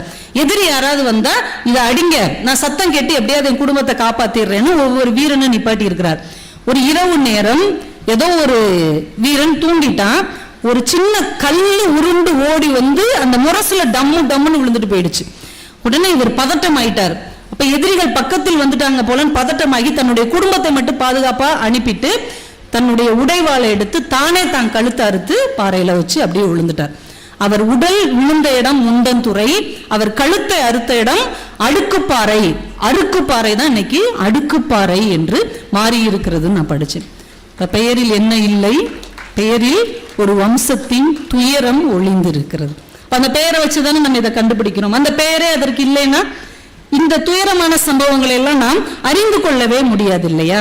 இந்த உலகத்துக்கே ஞானத்தை கொடுத்து இந்தியாவிலிருந்து போன புத்தர், அவருக்கு ஒரிஜினல் பேரு சித்தார்த்தன். சித்தார்த்தன் அழகு அப்படின்னா நாம என்ன நினைப்போம், வெள்ளையா இருக்கிறது, ஒரு ஈர்ப்பு கொடுப்பது அப்படின்னு. ஆனா அவர் அழகு என்பது அழகற்றவற்றின் தொகுப்பு அப்படின்னு சொல்றார். அவர் சித்தார்த்தனா இருக்கும்போது அவருடைய அத்தை பையன் தேவதத்தன் அவனுக்கு பேர், ஒரு அன்னப்பறவையை அம்பால வீழ்த்திடுறான். அது உயிருக்கு துடிச்சுக்கிட்டு இருக்கு. புத்தர் அதை எடுத்து கட்டு போட்டு காயத்தை சரி பண்ணி கையில வச்சிருக்கிறார். இவன் போய் கேட்கிறான், அம்பால அடிச்சது நான் தான், வேட்டையாடினவுக்கு தான் பொருள் சொந்தம். ஆனால் புத்தர் தான், சித்தார்த்தனாக இருந்த புத்தர் தான் சொல்லுகிறார், வேட்டையாடியவனுக்கு பொருள் சொந்தமல்ல, அந்த பொருளை எவன் காப்பாற்றி உயிர் கொடுக்கிறானோ அவனுக்கு தான் அது சொந்தம் என்று அப்பமே அவர் பேசியவர். அப்புறம் புத்தரா மாறுகிறார். புத்தர் அப்படின்னா ஒளி நிறைந்தவர்னு அர்த்தம். ஒளி நிறைந்தவர், தீபத்தை போன்றவர் அர்த்தம். அவர் தன்னுடைய கடைசி காலத்தில் மரணப்படுக்கையில் இருக்கிறார். அவரை சுத்தி அவருடைய சீடர்கள் இருக்கிறாங்க. அவர் கூடவே இருந்த ஆனந்தன் அப்படி கண்ணு கலங்கி அவரை பிடிச்சுக்கிட்டே அழுகிறார். நீங்க தான் எங்களுக்கு ஒளியாக இருந்தீர்கள், நீங்கள் தான் எங்களுக்கு வெளிச்சமாக இருக்கிறீர்கள், நீங்களே போயிட்டா நாங்க இருட்டுக்கு மாட்டிடுவோமே, எங்க வாழ்க்கையே இருளடைஞ்சு போகுமே ஏங்கி ஏங்கி அழுகிறார். புத்தர் கடைசியாக சொன்ன உபதேசம் அப்போ தீபோ பவ, உனக்கு நீயே விளக்காக மாறு என்று புத்தர் தன்னுடைய கடைசி உபதேசமாக சொன்னார். என்றால் நம்ம வாழ்க்கையில இன்னொருவர் வந்து வெளிச்சம் தருவார், இன்னொருவர் சுடரேற்றி வைப்பார் என்று காத்திருப்பதை விட நம் அக இருளை அகற்றுவதற்கு ஒரு சின்ன மெழுகுவர்த்தியை ஏற்றி வைப்பதுதான் நம் வாழ்க்கை வெளிச்சமாக மாறுவதற்கு அடித்தளமாக இருக்கும் என்று புத்தர் தன்னுடைய கடைசி காலத்திலும் சொல்லி இருக்கிறார். நம்ம சமய நூல்கள் காப்பியத்தை கூட எடுத்துக்கோங்களேன். கம்பன் பத்தி ஐயா நிறைய சொன்னார். கம்பனின் அம்பரா துணி அப்படின்னு அந்த புத்தகம் சூப்பரான புத்தகம். நாங்க கம்பன் கழகத்துல ஏதாவது தலைப்பு கொடுத்தா அவருடைய புத்தகம் தான் எடுப்போம். ஏன்னா அவருடைய சிந்தனை ரொம்ப வித்தியாசமா இருக்கும். கம்பன் ராமாயணத்துக்கு வச்ச பேர் என்ன தெரியுமா? அவர் தானே ஆத்தர், அவர் தான் ஆசிரியர். அவர் வச்ச பேர் என்ன தெரியுமா? ராம அவதாரம். ஆனா நம்ம சொல்ற பேரு கம்ப ராமாயணம். இப்ப நம்ம என்ன நினைக்கிறோம், நீ வேணா ராமனை பெருசா நினைக்கலாம், எங்களுக்கு ராமனை விட கம்பன் என்கின்ற படைப்பாளி தான் பெரிது என்று மக்கள் வச்ச பேரு கம்பராமாயணம், அவர் வச்ச பேரு ராமாவதாரம். எவ்வளவு அழகு பாருங்க. சேக்கிழார் அவருடைய அந்த 63 நாயன்மார் பற்றிய வரலாற்றுக்கு அவர் வச்ச பேரு திரு தொண்டர் புராணம். தொண்டர்களுடைய பெருமையை பேசுவதால் அது திரு தொண்டர் புராணம். ஆனா நம்ம எல்லாம் பார்த்தோம், கடவுளை விட தொண்டர் தாயா பெருசு, வை பேர் பெரிய புராணம். சிவனுக்கு புராணமே திருவிளையாடல் புராணம் தான். ஆனா சிவனுடைய தொண்டர்கள் பற்றிய புராணம் தான் எங்களுக்கு பெரிய புராணம். எப்போதுமே தொண்டர்கள் மதிக்கப்பட வேண்டும் என்று அன்றைக்கே சிந்திச்சவங்க நம்முடைய முன்னோர்கள். அதனாலதான் திருத்தொண்டர் புராணம் பெரிய புராணமாக மாறி இருக்கிறது என்றால் இதற்கு பின்னால் எவ்வளவு பெரிய அரசியல் விழிப்புணர்வு இருக்கிறது என்பதை நாம புரிந்து கொள்ள வேண்டும். எவ்வளவு பெரிய ஆச்சரியம் ஒவ்வொரு பேருக்கு பின்னாடி. சிலருக்கு பேர் தாங்க அந்த பேர் நிலைக்கும். இப்ப நீங்க நம்மளுடைய பாரதிக்கு என்ன பேரு? சுப்பிரமணியன் பேர் வச்சிருந்தாங்க. பாரதி அப்படின்னா நமக்கு யார தெரியும்? மகாகவி பாரதி தான். அந்த பேர் அவருடைய பேர் மட்டும்தானா? ஒரே நாளில் தான் சோமசுந்தர பாரதிக்கும் அந்த பேர் கொடுத்தாங்க. இவர் சுப்பிரமணிய பாரதி, அவர் சோமசுந்தர பாரதி. ஒரே நாள் தான் ரெண்டு பேருக்கும் பாரதி பட்டம் கிடைத்தது. ஆனால் கடைசி வரைக்கும் பாரதி என்கின்ற கலைமகளாக நம் இதயத்தில் நீங்காத இடம் பிடித்தவன் சுப்பிரமணியன் தான். அதனால பாரதினா அவர் தான். அப்ப எந்த பேர் யாருக்கு வைத்தாலும் அது மக்களால் காலத்தை கடந்து தொடர்ந்து வந்தால்தான் அது நிலைக்கும் என்பதை எது நமக்கு கற்றுக் கொடுக்கிறது என்றால் அந்த பெயர் தான் கற்றுக் கொடுக்கிறது. மகாத்மா காந்தி ஒரு 3 குரங்கு சொல்வார், ஞாபகம் இருக்கா? அந்த குரங்கெல்லாம் மறந்துட்டோன்னு. இப்ப நம்ம வாழ்க்கையே குரங்கு மாதிரி தானே போகுது. பஸ்ல டிராவல் பண்ணும் போதெல்லாம் என் நண்பர்கள் சொல்லுவாங்க, பேசாம நம்ம குரங்காவே பிறந்திருக்கலாம், தொங்கிக்கிட்டு வர்றது ஈஸியா இருக்கும்ல, எவ்வளவு கஷ்டமா இருக்குது அப்படின்னு. காந்தி ஒரு 3 குரங்குகளை பற்றி சொல்வார். அந்த 3 குரங்கு என்ன சொல்லும்? தீயதை பார்க்காதே, தீயதை கேட்காதே, தீயதை பேசாதேன்னு 3 இதையும் பொத்திட்டு இருக்கும். அந்த குரங்குக்கு என்ன பேர் தெரியுமா உங்களுக்கு? 3 குரங்குக்குமே பேர் இருக்குது. ஒரு குரங்குக்கு பேரு மிசாரு, கெட்டதை பார்க்காதேன்னு சொல்ற குரங்குக்கு பேரு மிசாரு. இன்னொரு குரங்குக்கு பேரு மிகசாரு, இன்னொரு குரங்குக்கு மசாரு அப்படின்னு பேர். இன்னைக்கு இதே 3 குரங்க நம்ம ஆளுக ஏஐல மாத்திட்டாங்க. இந்த 3 குரங்கு இப்ப என்ன சொல்லுது தெரியுமா? மொபைல் போனை கையில வச்சுக்கிட்டு தெரியாத லிங்க் பார்க்காதே, தெரியாத லிங்க் பார்க்காதே, தெரியாத அழைப்பை கேட்காதே. இன்னைக்கு யாருக்கு போன் பண்ணாலும் என்ன சொல்லுது? கவனமாக இருங்கள், சிபிஐ, சுங்கம், காவல்துறை, நீதிபதி இவரிடமிருந்து அழைப்பு வந்தால் அவர்கள் சைபர் குற்றவாளிகளாக இருக்கலாம். யாரு? காவல்துறை, சிபிஐ, நீதிபதிட்ட இருந்து போன் நம்மளுக்கு வந்தா அவங்க சைபர் குற்றவாளிகளா இருப்பாங்க. எப்பேற்பட்ட காலத்துல வந்துட்டு இருக்கிறோம். இவங்கெல்லாம் சைபர் குற்றவாளிகிட்ட நம்ம மாட்டினா இவங்கிட்ட எல்லாம் போய் சொல்லுவோம். ஆனா குற்றவாளிகள் இப்ப யார் வடிவத்துல வர ஆரம்பிச்சிட்டாங்க? சிபிஐ, காவல்துறை, நீதிபதி பேர்ல எல்லாம் சைபர் குற்றவாளி வரக்கூடிய ஒரு காலகட்டத்தில் நம்ம வாழ்ந்து கொண்டிருக்கிறோம். அதனால தெரியாத அழைப்பை கேட்காதே, யாருக்கும் ஓடிபி சொல்லாதே. எங்க பட்டிமன்ற நடுவர் ஒருத்தர் அப்ராணியா பஸ் ஸ்டாண்ட்ல நின்றுட்டு இருந்திருக்கிறாரு. போன் பண்ணி, ஐயா அவங்க ஓடிபி சொல்லுங்க, படக்குன்னு பார்த்து சொல்லிட்டாரு. 2 லட்சம் ரூபாயை தூக்கிட்டு போயிட்டாங்க. ஓடிபி யாருக்கும் சொல்லாத. இன்றைக்கு இந்த 3 குரங்கும் இந்த செல்லுக்குள்ள போய் மாட்டிருச்சு. செல்லுனா செல்போன் மட்டுமல்ல, சிறைச்சாலை என்றும் பெயர். இந்த மொபைல் போன் வெறும் செல் அல்ல, நம்மை தீராத அடிமை தலையில் மாட்டி வைக்கிற சிறைச்சாலை என்பதை நாம் உணர்ந்து கொள்வதற்குத்தான் செல்லுங்கிற பேர் வச்சாங்க அப்படின்னு கூட நாம அதை எடுத்துக்கொள்ளலாம். ஒவ்வொருத்தங்க பேருக்கு பின்னாடி இப்படி ஒவ்வொன்றுக்கு பின்னாடியும் எத்தனையோ ஆச்சரியங்கள் இருக்கிறது. நம்முடைய நடிகர் திலகத்துடைய உண்மையான பேரு கணேசன் தான். சிவாஜி கணேசன்கிற பேரை தந்தை பெரியார் தான் சூட்டி இருக்கிறார். இந்த சிவாஜி நாடகத்தில் நடிக்கும் போது எப்ப சிவாஜி மாதிரியே இருக்கிறான் இப்ப அந்த பையன், சிவாஜி கணேசன் அப்படின்னு பெரியார் வச்சிருக்கிறார். பெரியாருக்கு பேரு பெண்களே வச்சிருக்கிறாங்க. ஒரு பெண்கள் மாநாட்டுக்கு பேச வரும்போது தந்தை பெரியார் அப்படின்னு பெண்களே அந்த பேரை கொடுத்திருக்கிறாங்க. ஒவ்வொரு பேருக்கு பின்னாடியும் ஒரு ஆச்சரியமான வெளிச்சம் இருக்கிறது. சிவாஜி கணேசன் சாதாரணமான ஆளா? நடிகர் திலகம். இந்த நடிகர் திலகம்ங்கிற பட்டம் யாரும் பெரியார்லாம் அவருக்கு கொடுக்கல. பேசும் படம்னு ஒரு பத்திரிகை வரும், ஒரு சினிமா பத்திரிகை, அதுல ஒரு வாசகர் நடிகர் திலகம் அவருக்கு பட்டம் கொடுத்திருக்கிறார். எத்தனையோ பட்டம் அவருக்கு கிடைத்தாலும் கூட ஒரு எளிய வாசகன் கொடுத்த நடிகர் திலகம் பட்டம் தான் இன்றைக்கு வரைக்கும் அவருக்கு பொருந்தி போகிறது. 2 கால்களால் 250 விதமான நடை நடந்தவர் அவர். எவ்வளவு பெரிய ஆச்சரியம்! வெறும் 2 கால் தான். நம்ம ஒரே மாதிரி தான் நடப்போம், பார்த்திருக்கீங்களா? ஆனா அவர் 250 நடை நடந்திருக்காரு. முதல் மரியாதை படத்துல பாரதி ராஜா கேட்டிருக்காரு, ஐயா இதுவரைக்கும் நீங்க நடந்த நடையே இருக்கக்கூடாது, வித்தியாசமா ஒரு நட நடங்க. 42 நட நடந்து காமிச்சிருக்காரு. இது வேணுமா இது வேணுமான்னு அவர் குழம்பி போய், ஐயா உங்களுக்கு எது வருமோ நீங்க அதே நடந்துருங்க, இது எதுக்கு வம்பு அப்படின்னு. இப்ப எவ்வளவு ஒரு ஆழமான திறமை கொண்ட ஒரு கலைஞன் இந்த மண்ணில் வாழ்ந்திருக்கிறான் என்றால் அவருக்கு சிவாஜி கணேசன் பேர். திருவருட்செல்வர் படம் பார்த்திருப்பீங்கல்ல, அப்படியே ஒரு தொண்டு கிழவனா இருப்பார், திருவருட்செல்வனா. அந்த படத்துல 80 வயசு கிழவனா நடிப்பார். அவருக்கு வயசு 39 தான் அந்த படம் நடக்கும்போது. அதே வருஷம் தான் திருவருட்செல்வரா அவர் நடிச்ச அதே வருஷம் வந்த படம் தான் ஊட்டி வரை உறவு. நம்ப முடியுதா? ஊட்டி வரை உறவுல வர்ற சிவாஜியும் திருவருட்செல்வன் படத்துல வர்ற சிவாஜியும் ஒரே நேரத்தில் ஒரே நடிகரால் நடிக்கப்பட்டது என்று இன்னைக்கு நம்ம பிள்ளைங்கிட்ட சொன்னா கூட அப்படியே பார்ப்பாங்க. இல்ல இதை ஏஐ வச்சு நடிச்சிருக்காங்க அப்படிமா. பிள்ளைகள் நம்பவே மாட்டாங்க. அப்படி திறமைசாலிகள் அன்றைக்கு வாழ்ந்தார்கள். இந்த மேடையில் அந்த கர்ணன் நாடகத்தை நம்முடைய பிள்ளைகள் அவ்வளவு சிறப்பா நடிச்சு காமிச்சாங்க. ரொம்ப ஆச்சரியமா இருந்தது. எப்ப நம்ம அம்மா அப்பா காலத்துல வந்தது, நம்ம தாத்தா பாட்டி பார்த்த ஒரு நாடகத்தை இந்த காலத்திலும் நிகழ்த்தி காட்ட முடியும் என்றால் அந்த மாணவர்களுக்கு ஒரு பெரிய கைத்தட்டலை நம்ம பாராட்டுகளாக தர வேண்டும். ஒரு 2-3 விஷயம் சொல்லி நிறைவு செஞ்சிருட்டா. எல்லாருக்கும் பசிக்குதுன்னு நான் நினைக்கிறேன். எவ்வளவு நேரம் உட்காந்துட்டு இருக்கிறீங்க? பசிக்கலையா? நிஜமா வேதனா? நான் முடிக்கிற வரைக்கும் நீங்க உட்காந்துருப்பீங்க. உங்களுக்காக நான் பேசுறேன், சரியா? அவங்களுக்கு ஒரு கைத்தட்டல் கொடுங்க. எனக்கு சத்தியம்லாம் பண்ணி தர்றாங்க.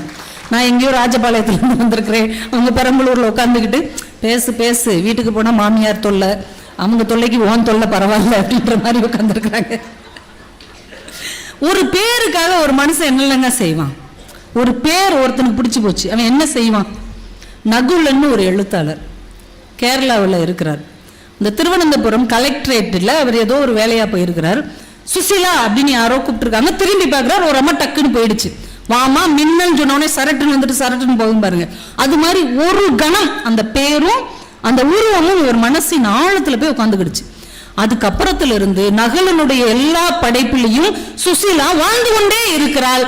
அந்த சுசீலா கிடைக்காததால் கடைசி வரைக்கும் கல்யாணமே பண்ணிக்கல. அவர் நகுலன் கல்யாணமே பண்ணிக்கல. ஏன்னா அவர் நேசித்த சுசீலாவை அதற்கு பின்னால் அவர் பார்க்கவே இல்லை, சுசீலாவை கிடைக்கவே இல்லை, கல்யாணமே பண்ணிக்கல. இப்படி ஒரு மனசு யாருக்கு இருக்கும்? இலக்கியவாதிகளுக்கும் படைப்பாளிகளுக்கு தான் இருக்கும். அந்த சுசீலா என்கின்ற அந்த ஒற்றை வார்த்தையிலேயே தன்னுடைய வாழ்க்கையை கடைசி வரைக்கும் கொண்டு போன ஒரு படைப்பாளி இந்த மண்ணில் இருந்தார் என்றால் அவருக்கு பெயர் நகுலன் என்பதை நாம மறந்து விடக்கூடாது. அவருடைய எல்லா கவிதையிலும் இருங்க சுசீலா சுசீலான்னு வந்துட்டே இருக்கும். இப்போ ஒரு பேருக்காக ஒரு மனுஷன் எவ்வளவு தூரம் போயிருக்கிறான் பாருங்க, எவ்வளவு ஆச்சரியம். 2 நான் சொல்றேன். ஐயா அமெரிக்கா போனதெல்லாம் சொன்னாங்க. நானும் போயிருக்கேன்ல சில கண்ட்ரி, அதை பதிவு பண்ணலன்னா இந்த பெரம்பலூருக்குள்ளேயே சுத்திக்கிட்டு இருக்கா, நீங்க தப்பா நினைச்சிருவீங்கல்ல. ஒரு 6 வருஷம் முன்னாடி ஆப்பிரிக்கா போயிருந்தேன். அங்க ஒரு மகளிர் தினத்துக்கு என்னை பேச கூப்பிட்டுருந்தாங்க. ஜாம்பியா அப்படின்னு ஒரு நாடு, ஆப்பிரிக்கா கண்டத்துல இருக்கிற ஒரு நாடு. நம்ம தமிழர்கள் ஒரு 300-400 குடும்பம் வசதியா வாழ்றாங்க. அவங்க அந்த நிகழ்ச்சியை நடத்தினாங்க. போயிருந்தேன். நாங்க ஒரு 4-5 நாள் இருந்தோம். அப்போ எங்கேயாவது கூட்டு போங்க அப்படின்னா விக்டோரியா ஃபால்ஸுக்கு கூட்டு போறோம். நாங்க நயாகரா ஃபால்ஸை விட பெரிய ஃபால்ஸ், உலகத்தின் மிகப்பெரிய அருவி நயாகரான்னு நம்ம சொல்றோம். ஆனால் உலகத்தின் உண்மையான அருவி மிக பெருசுனா விக்டோரியா ஃபால்ஸ் தானா. ஏன்னா நயாகரா ஃபால்ஸ் கூட கொஞ்சம் செயற்கை அதுல கலந்து இருக்குது. ஆனால் இயற்கையாவே பெரிய அருவி விக்டோரியா ஃபால்ஸ். நாங்க அப்ப அதை பார்த்தே தீரணும் அப்படின்னு நாங்க பெண்களா ஒரு 4 பேர் கிளம்பி போயிட்டோம். ஒரு சாயந்தர நேரம் ஒரு 5-6 மணிக்கு நாங்க போகும்போது எல்லாருமே வெளியில வந்துட்டாங்க. அவ்வளோ பெரிய தண்ணி அப்படி வந்து கீழே உழுது. 1 மைலுக்கு அப்புறம் தான் அந்த அருவி இருக்கு. நாங்க இந்த பக்கம் பாலத்துல நிக்கிறோம். அந்த அருவி ஓடி வந்து கீழே விழுந்து மேல தெரிக்கும்ல, அதுவே வந்து அப்படி வெள்ளம் முங்கின மாதிரி முக்குது. அந்த தண்ணியில நனையும் போது ஏதோ நம்ம போன ஜென்மத்துல செஞ்ச எல்லா பாவத்தையும் கரைச்ச மாதிரி ஒரு மன உணர்வை, ஒரு மன எழுச்சியை அந்த அருவி தருது. உண்மை அருவி தருகிற மாதிரியான ஒரு மன சுத்தத்தை யாருமே தர முடியாது. நீங்க அருவி இருக்கிற இடத்துக்கு போய் பாருங்களேன், குளிச்சுட்டு வர்றவங்க முகத்துல அப்படி ஒரு சாந்தம் இருக்கும். குளிக்க போகும்போது போவாங்க, ஆனா குளிச்சுட்டு வரும்போது பாருங்களேன் அப்படியே சாஃப்டா வருவாங்க. ஏன்னா அந்த அருவி அவர்களுக்குள்ளே அந்த பூர்வ ஜென்ம ஞாபகத்தை கொண்டு வந்து தருமா என்னன்னு தெரியல, ஒரு சாந்தத்தை தரும். எங்களுக்கும் அப்படி ஒரு மன நிம்மதியா இருந்தது. அந்த ஊருக்கு பேரு லிவிங்ஸ்டன், அந்த ஃபால்ஸுக்கு பேரு விக்டோரியா ஃபால்ஸ், அந்த ஊருக்கு பேரு லிவிங்ஸ்டன். அது எந்த நாடு? ஆப்பிரிக்கா நாடு. என் கூட வந்த பொண்ணுகிட்ட தான் கேட்டேன், ஏன் இது என்ன பேர் இப்படி இருக்குது? ஆப்பிரிக்கானா ஜாம்பியா மாதிரி தானே பேர் இருக்கணும். அந்த மாகாணத்துக்கு பேர் லுசாக்கா. லுசாக்காங்கிறது மனப்பாடம் ஆகாம லூசாக்கா அப்படின்னு வச்சுக்கிட்டு நான் லுசாக்கான்னு ஞாபகத்தில் வச்சுக்கிட்டேன். லூசாக்கா நீ அப்ப லுசாக்கா அப்படின்னு வச்சுக்கோணும். அப்ப இந்த பேரெல்லாம் ஆப்பிரிக்கா பேர் மாதிரி தானே இருக்கு. இது மட்டும் ஏன் ஆங்கில பேரா இருக்குதுன்னு கேட்கும் போது அந்த லிவிங்ஸ்டன் ஒருத்தர் உடைய சிலை அங்க இருக்குது. அவர் பேர்ல தான் அந்த ஊர் இருக்குது. கீழே எழுதியிருக்காங்க, படிச்சு பாக்குறோம். அந்த சுதந்திரத்துக்கு முன்னாடி நம்ம எல்லாருமே தான் அடிமையா இருந்தோம். ஆப்பிரிக்காக்காரங்களும் தான் இங்கிலாந்துக்காரங்களுக்கு அடிமையா இருந்தாங்க. அப்ப இந்த லிவிங்ஸ்டன்ங்கிறவர் இந்த பக்கம் வர்றார். இவ்வளவு இயற்கையான ஒரு நீர்வீழ்ச்சி இருக்குதுன்னு பாக்குறார். பார்த்துட்டு அந்த நீர்வீழ்ச்சிக்கு பேரு விக்டோரியா மகாராணி பேரை வைக்கிறார். அந்த ஊருக்கு தான் பேரை வைக்கிறார். இந்த பிள்ளைக்கு பேர் வைக்கும்போது சண்டை போட வந்தவர் தான் பேரே நுழைச்சு வைப்பாருன்னு ஒரு ஜோக் கேட்போம்ல, அது மாதிரி விக்டோரியா ஃபால்ஸுக்கு அந்த அருவிக்கு விக்டோரியா மகாராணி பேரை வச்சுட்டு அந்த ஊருக்கு லிவிங்ஸ்டன் தன்னுடைய பேரையே வச்சுட்டார்.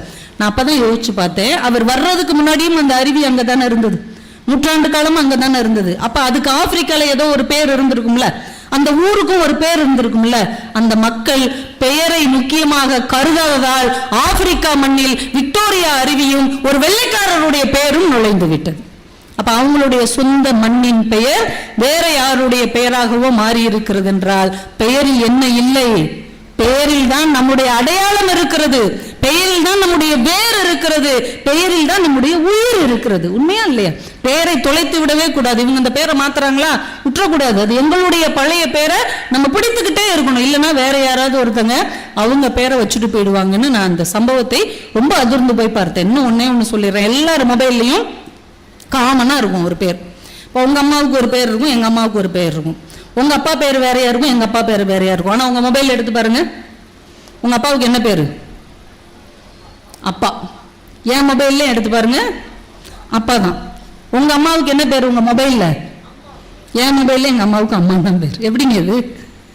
எல்லா அம்மா அப்பாவுக்கும் வேறு வேறு பேர் இருந்தாலும் கூட ஒட்டுமொத்தமாக நம்முடைய அம்மா அப்பாவுக்கு ஒரே ஒரு பெயர் தான், அம்மா அப்பா. எவ்வளவு பெரிய அழகான ஒற்றுமை.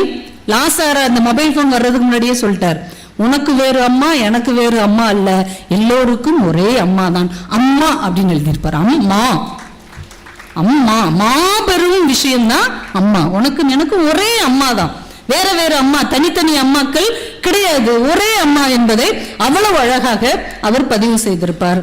ஐயாவுடைய சால பரிந்துன்னு ஒரு கதை சொன்னேன்ல, அந்த கதையை படிச்சு பாருங்க. ஒரு ஏழை அம்மா, ஒரு கஷ்டப்படுற அம்மா, கஷ்டப்பட்டு தன்னுடைய பிள்ளையை வளர்த்து அவங்க ஒரு வீடு கட்டியிருப்பாங்க. ஆனால் அவர்களுடைய வயதான காலத்தில் அந்த பையன் அவங்க அம்மாவை பார்த்து கொள்ளவே முடியாத அந்த துயரத்தை அவ்வளவு அழகா பதிவு செய்திருப்பார். அதை படிக்கும் போதே நமக்கு ரத்த கண்ணீர் வரும். நீங்க யோசிச்சு பாருங்களேன், ஒரு அம்மா 4 பிள்ளைங்களை வளர்த்துறா, ஆனா 4 பிள்ளைகளும் சேர்ந்து ஒரு அம்மாவை வாழ வைக்க முடியாத ஒரு துயரத்தில் தானே இன்றைக்கு நாம் வாழ்ந்து கொண்டிருக்கிறோம். இதை யார் எடுத்து சொல்ல முடியும்? இலக்கியத்தை தவிர, ஒரு சிறுகதையை தவிர, ஒரு கதையை தவிர வேற சொல்ல முடியும்? முபாரக் அப்படின்னு ஒரு சின்ன பையன் கவிதை எழுதுவார், நல்லா எழுதுவார். அவர் ஒரு சம்பவம் அவர் பார்த்ததை எழுதுறார். வீட்டுல மிச்சமாகி போன உணவை அம்மா நாய்க்கு போடுறாங்க. இப்ப நம்மளும் தானே போடுவோம். ஆனா அம்மா அந்த மிச்சமாகி போன உணவை நாய்க்கு போடும்போது அதுல இருக்கிற மிளகா வத்தலை எல்லாம் எடுத்துட்டு போடுறாங்க. அந்த காட்சியில் தெரிந்தது அம்மாவின் தாய்மை அப்படின்னு எழுதுறான். அம்மா நமக்கு மட்டும் தாய் இல்ல, எல்லா உயிருக்கும் தாய்.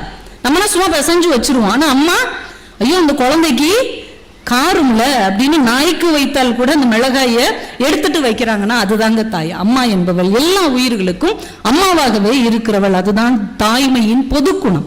இன்னொருத்தர் இருக்கிறார் நம்ம ஊர்ல, எனக்கு பின்னாடி உள்ளவங்க ஒருத்தங்க தான் இருக்காங்களா போயிட்டாங்களான்னு தெரியல. நீங்க அப்பா பேச்சு நான் அடிக்கடி கேட்பேன். நீங்க தானே மேடம், உங்களுக்காகத்தான் இந்த பாயிண்ட். அந்த அப்பா பேச்சு 5 நிமிஷம் பேச்சுல நான் ஒண்ணு சொல்லியிருப்பேன். மாவீரன் அலெக்சாண்டர் பாரசீகத்தோட முடிஞ்சிடும், இன்னும் பதட்டப்பட வேண்டாம், நீங்க இன்னும் எவ்வளவு நேரம் தான் பேசுவாளோ அப்படின்னு. எனக்கும் பசிக்கும்ல, எனக்கும் சங்கத்தை விட சாப்பாடு தான் முக்கியம். அதுல அலெக்சாண்டர் பாரசீக நாட்டுல படையெடுத்து போறார். அந்த மன்னன் எல்லாம் ஓடி போயிடுறாங்க, இவருக்கு பயந்து அந்த அரசன் ஓடி போயிடுறான். இப்ப அவர் டென்ட் அடிச்சு அங்க உட்காந்துருக்கார். திடீர்னு ஒரு தீர்க்க முடியாத ஒரு காய்ச்சல், ஒரு நோய் வந்துருது. இவர் கூட வந்த எல்லா வைத்தியரும் என்னென்னமோ அரைச்சு கொடுக்குறாங்க, சரியாகல. என்ன பண்ணன்னு தெரியல, திணறிக்கிட்டு இருக்கிறார். அப்ப அந்த நாட்டை சேர்ந்த அரண்மனை வைத்தியர் வர்றார். ஐயா, இந்த நோய்க்கு மருந்து எனக்கு தெரியும், நான் அரைச்சு தரவா? நீங்க யாரு? நான் இந்த அரண்மனை வைத்தியர். உங்க பேர் என்ன? பிலிப் அப்படிங்கிறார். சரி அரைச்சு கொடுன்ட்டார். மருந்து அரைச்சி ஒரு டம்ளர்ல கொண்டு வந்து கொடுக்குறார். குடிக்க போகும்போது அலெக்சாண்டருடைய அமைச்சர்கிட்ட இருந்து ஒரு கடிதம் வருது. அந்த கடிதம் அவசர கடிதம், உடனே படிங்க அப்படின்னு வருது. வாங்கி இந்த கையில அந்த மருந்தை வச்சுக்கிட்டு அந்த கடிதத்தை படிக்கிறார். படிச்சுட்டு அந்த மருத்துவர் கையில கொடுத்துட்றார். கொடுத்துட்டு அந்த மருத்துவர் படிக்கும் போதே மருந்தை குடிச்சிடுறார். அந்த கடிதத்துல என்ன எழுதியிருக்குன்னா, அலெக்சாண்டர் ஒரு அமைச்சர் சொல்றாரு, அவர் எதிரி நாட்டு அரண்மனை வைத்தியர், அவர் கொடுக்குற மருந்தை குடிக்காதீங்க, அவர் ஒருவேளை உங்களுக்கு விஷம் கலந்திருக்கலாம், அதை குடிக்காதீங்கன்னு எழுதியிருக்கிறார். ஆனா அவர் அதை படிச்சுட்டு அவர்கிட்ட கொடுத்துட்டு குடிச்சிட்டார். இப்ப இவர் பதட்டமாகிறார். ஐயா, நான் இதுல விஷம்லாம் கலக்கல, நான் உண்மையான மருந்து தான். எதுக்கு பதட்டப்படுறீங்க? நான் உங்களை ஏதாவது குறை சொன்னேன்னா? நான் தான் குடிச்சிட்டேன் இல்லையா, அந்த லெட்டரை படிச்சதுக்கு அப்புறம் தானே குடிச்சேன். இப்படி உங்க நம்பிக்கைக்குரிய அமைச்சர் சொன்ன பிறகு கூட நான் அரைச்சு குடிச்சதை எப்படி நம்பிக்கையோடு குடித்தீர்கள்? சிரித்துக்கொண்டே அலெக்சாண்டர் சொன்னார், வந்த போதே உன் பெயர் என்னன்னு கேட்டேன், பிலிப் என்று சொன்னாய். பிலிப் என்பது என் தகப்பனின் பெயர். என் அப்பாவின் பெயர் வைத்த ஒருவன் கூட எனக்கு துரோகம் செய்ய மாட்டான் என்கின்ற நம்பிக்கை எனக்கு இருக்கிறது என்று அவர் சொன்னார். இப்ப பெயரில் என்ன இல்லை? பெயரில் தான் உறவு இருக்கிறது, நட்பு இருக்கிறது, உயிர் இருக்கிறது. கடைசி வரைக்கும் ஏதோ ஒரு இடத்தில் ஒரு பஸ்ல போகும்போதோ ஒரு ரோட்ல நடந்து போகும்போதோ ஏதோ ஒரு பெயரை யாரோ சொல்லி கூப்பிடும் போது ஒரு கணம் நம் இதயம் அதிர்ந்து மீண்டும் துடிக்கிறது இல்லையா? அதுதான் நம் வாழ்நாள் முழுக்க நேசித்த ஒரு பெயர். அதை வெளியே சொல்லாவிட்டாலும் கூட அந்த பெயர் நமக்குள்ளே வாழ்ந்து கொண்டுதான் இருக்கும். பெயரில் என்ன இல்லை என்றால் பெயரில் தான் எல்லாம் இருக்கிறது என்று சொல்லி இவ்வளவு அழகான வாய்ப்பு இங்கே பேசுவதற்கு தந்த அத்துணை நல்ல உள்ளங்களுக்கும் என்னுடைய நன்றிகளையும் வணக்கங்களையும் சொல்லி, இந்த பெரம்பலூர் மக்கள் 3வது முறையாகவும் பேசுவதற்கு வாய்ப்பு தந்ததற்காகவும், இவ்வளவு நேரம் உணவருந்தாமல் சால பறிந்து அமர்ந்திருக்கிற உங்களுக்கும் எங்களுடைய நாஞ்சில் நாடன் ஐயா அவர்களுக்கும் மீண்டும் வணக்கங்களை சொல்லி விடைபெறுகிறேன். நன்றி, வணக்கம்.